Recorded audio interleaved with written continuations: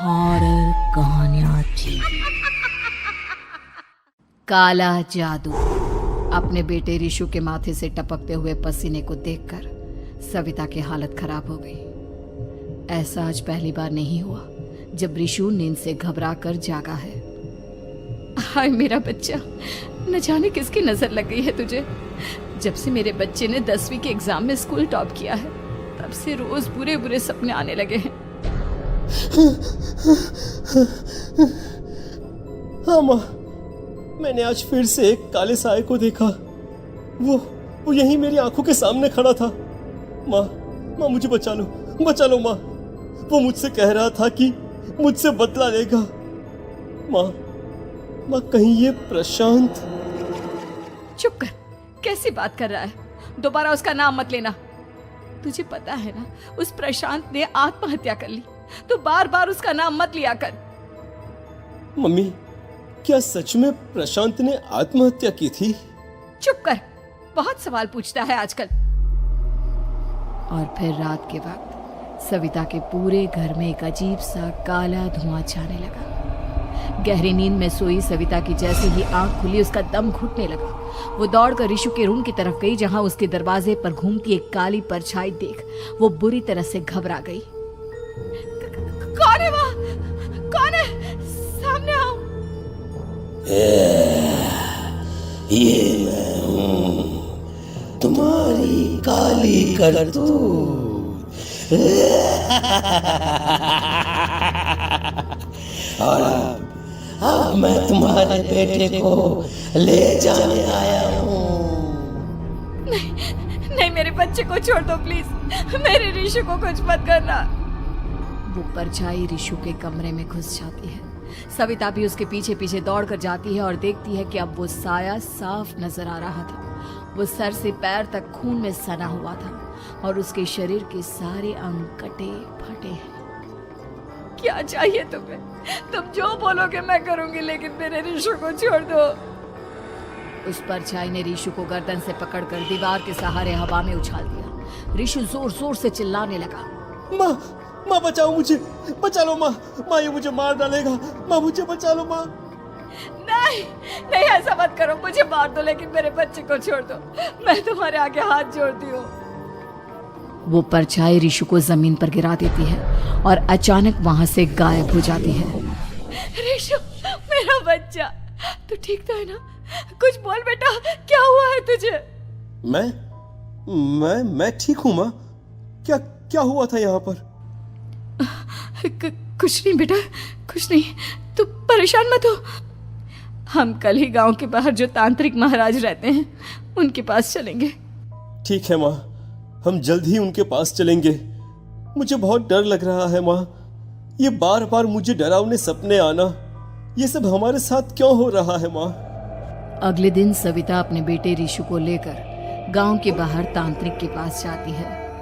जिस जगह पर तांत्रिक रहा करता था वो जगह बहुत डरावनी थी। चारों तरफ कंकाल और खूब भूतियां नजर आ रही थी। गांव से दूर वीराने में उस जगह पर जोर से आंधी चल रही थी। रिशु ने डर कर अपनी माँ का हाथ पकड़ लिया। माँ मुझे बहुत डर लग रहा है।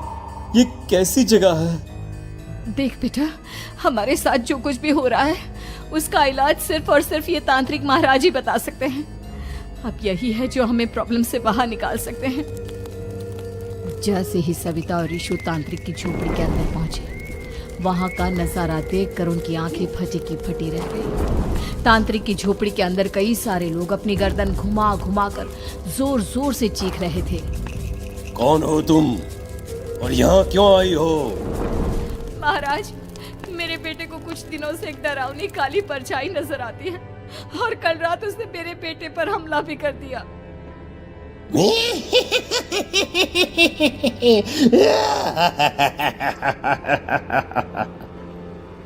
मम्मी हमें यहाँ से चलना चाहिए। ये जगह मुझे ठीक नहीं लगती। नहीं बेटा, ऐसा नहीं कहते। रुक जाओ, 2 मिनट के लिए रुक जाओ। क्या कहा? काली परछाई? तुम्हारे बेटे पर किसी काली परछाई ने हमला किया? हाँ महाराज, वो कह रही थी कि वो मेरे बेटे को कुछ कर देगी, कोई उपाय बताइए महाराज। मेरे बेटे के साथ कुछ गलत नहीं होना चाहिए। तुमने किसी दूसरे के साथ गलत किया है तो तुम्हारे साथ भी गलत होकर ही रहेगा। तुमने किसी की जान ली है, किसी को मार डाला है तुमने। नहीं महाराज, मैंने ऐसा कुछ नहीं किया। मैंने किसी की जान नहीं ली। मुझे कोई उपाय बताइए। लगता है तुम इतनी आसानी से नहीं मानोगी। मैं तुम्हें अभी उस काली परछाई से मिलवा देता हूँ और वही सारा सच तुम्हारे सामने लेकर आएगा। सविता और ऋषु ने डर के मारे अपनी आंखें बंद कर ली। तभी अचानक तांत्रिक की झोपड़ी में अजीबोगरीब आवाजें गूंजने लगी। सविता और ऋषु बुरी तरह से कांप रहे थे। आंखें खोलो और अपने सामने देखो। क्या यही है वो जिससे तुम कल रात को मिली थी? बताओ मुझे। हाँ, इसने कल रात मेरे बेटे के ऊपर हमला किया था। ये उसी लड़के की भटकती हुई आत्मा है जिसे कुछ दिन पहले तुमने मार डाला था।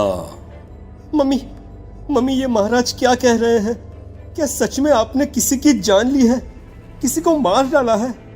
अगर हाँ तो बताइए ना मम्मी, किसको मारा है आपने? किसको?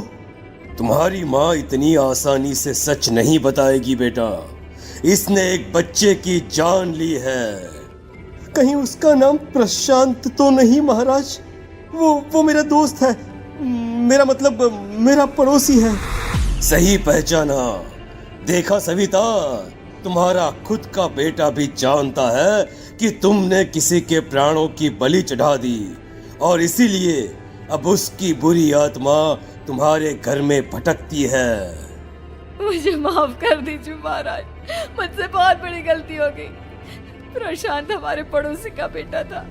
हर बार उसके नंबर मेरे बेटे से ज्यादा आते थे और इसलिए मैंने उसके कमरे के बाहर काला जादू किया था, पर मुझे नहीं पता था कि वो मर जाएगा। तुम्हारे उसी काले जादू वाली गुड़िया के अंदर एक बुरी आत्मा थी जिसने उस बच्चे के दिमाग पर बुरा असर कर दिया और उसी की वजह से उस लड़के ने अपनी बालकनी से कूदकर आत्महत्या कर ली। इसकी वजह सिर्फ और सिर्फ तुम हो, तुम। नहीं महाराज, जो कुछ भी हुआ मुझे नहीं पता था कि प्रशांत अपनी जान दे देगा। प्रशांत की आत्मा इस वक्त तुम्हारे सामने खड़ी है, हमसे बात करना चाहती है। बोलो क्या कहना चाहते हो? मैं जीना चाहता था, बड़ा होकर कुछ बनना चाहता था। आपके बेटे से मुझे कोई परेशानी नहीं थी। अरे वो तो मेरा अच्छा दोस्त था। मुझे माफ कर दो बेटा, मुझसे बहुत बड़ी गलती हो गई, मुझे माफ कर दो। माफ करने से मुझे वापस जिंदगी नहीं मिल जाएगी। मेरे माँ बाप आज भी मेरे लिए रोते हैं।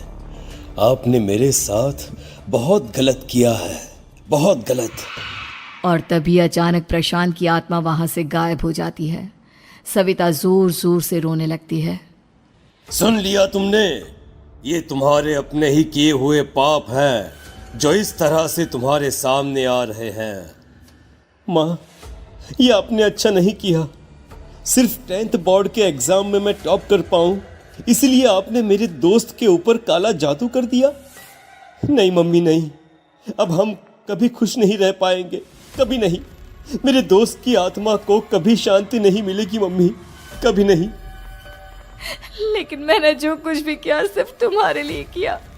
वो लड़का हमेशा फर्स्ट पोजीशन पर आ जाता था और इस वजह से हमेशा तुम्हारे मार्क्स कम पड़ते थे। मैंने तो सिर्फ उस पर एक छोटा सा काला जादू किया था बेटा। मुझे क्या पता था कि उसका ये नतीजा निकलेगा। जिस गुड़िया को तुमने उस लड़के के कमरे के दरवाजे पर लगाया था, दरअसल उसके अंदर एक बुरी आत्मा का प्रवेश हो गया था, जैसा कि अक्सर काला जादू करते समय हो जाता है। मुझे अपनी गलती का एहसास हो गया है। मैं प्रायश्चित करना चाहती हूँ। आप बताइए मैं क्या करूँ? प्रशांत के घर जाकर उस काली गुड़िया को वहां से निकालकर यहाँ लेकर आओ। मैं उसे आग में जलाकर राख कर दूंगा और उसके बाद प्रशांत की आत्मा को हमेशा के लिए मुक्ति मिल जाएगी। अगली रात सविता चुपचाप अपने पड़ोसी प्रशांत के घर जाती है। प्रशांत के माँ बाप प्रशांत की मौत के बाद उस घर को छोड़कर हमेशा के लिए वहां से चले गए थे। जैसे ही सविता उस घर के अंदर कदम रखती है, उसका सामना अजीबोगरीब हैवानियत से भरी आवाजों से होने लगता है। ऐसा लग रहा था जैसे कोई बुरी तरह से चीख रहा हो। सविता जैसे ही प्रशांत के कमरे के बाहर पहुंचती है, वहां पर लटकी हुई गुड़िया के शरीर से खून टपकने लगता है। ये क्या हो रहा है? इस गुड़िया के शरीर से खून क्यों टपक रहा है? सविता हिम्मत करते हुए उस गुड़िया को वहां से उतारने की कोशिश करती है, लेकिन तभी अचानक से बहुत भयानक दिखने वाली औरत उसकी आंखों के सामने आकर खड़ी हो जाती है। मैं यहाँ से कहीं नहीं जाऊंगी, और अगर तूने मुझे यहाँ से हटाने की कोशिश की तो मार डालूंगी मैं तुझे।